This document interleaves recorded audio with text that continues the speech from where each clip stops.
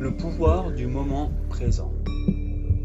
Ici et maintenant, dans notre mental, aussi anciens que soient nos schémas négatifs, nos maladies, nos relations infernales, notre manque d'argent ou bien notre haine envers nous-mêmes, nous pouvons commencer à changer dès aujourd'hui.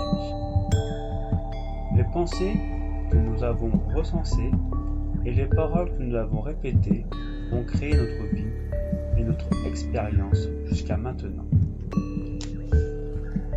Mais ces pensées appartiennent au passé. C'est du déjà pensé.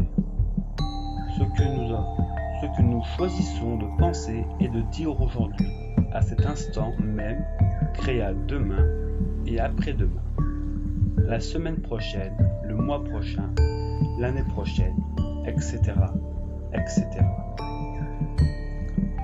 Le moment du pouvoir est toujours le moment présent. C'est là que nous commençons à faire des changements. Quelle idée libératrice! Nous pouvons entreprendre d'abandonner nos vieilles aberrations à l'instant même. Le moindre commencement fera la différence. Tout petit, vous étiez joie et amour pur. Vous saviez combien vous étiez important. Vous sentiez que vous étiez le centre de l'univers. Vous aviez beaucoup de courage, vous réclamiez ce que vous vouliez et vous exprimiez ouvertement tous vos sentiments. Vous vous aimiez totalement. Vous aimez toutes les parties de votre corps. Vous saviez que vous étiez parfait. Et c'est là la vérité. Vous êtes parfait. Tout le reste n'est que sottises, apprises, qui peuvent être désappris. Combien de fois avons-nous dit « je suis ainsi » ou « les choses sont ainsi » ? En réalité, nous disons ce que nous croyons être pour nous. Nos croyances et en général une opinion d'autrui que nous avons acceptée et incorporée à notre système de croyances.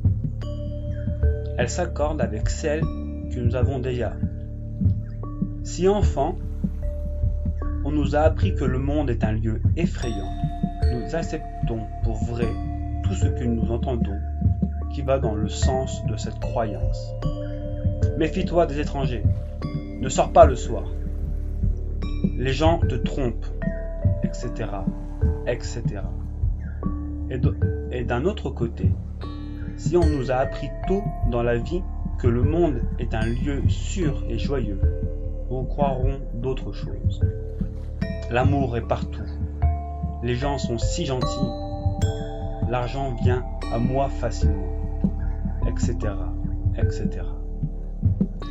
Les expériences de notre vie sont le miroir de nos croyances. Nous prenons rarement le temps de remettre en question nos croyances.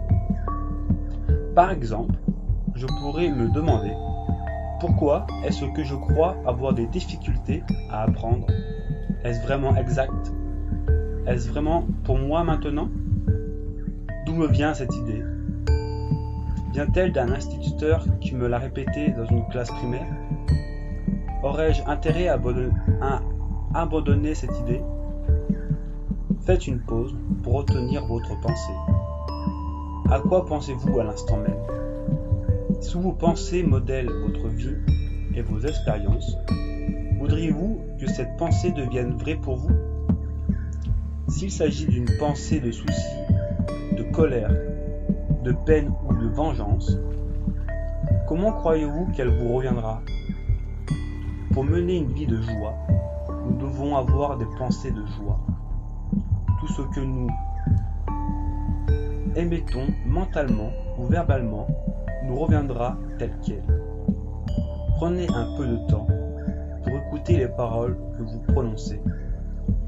Si vous vous entendez répéter une phrase 3 fois, notez-la.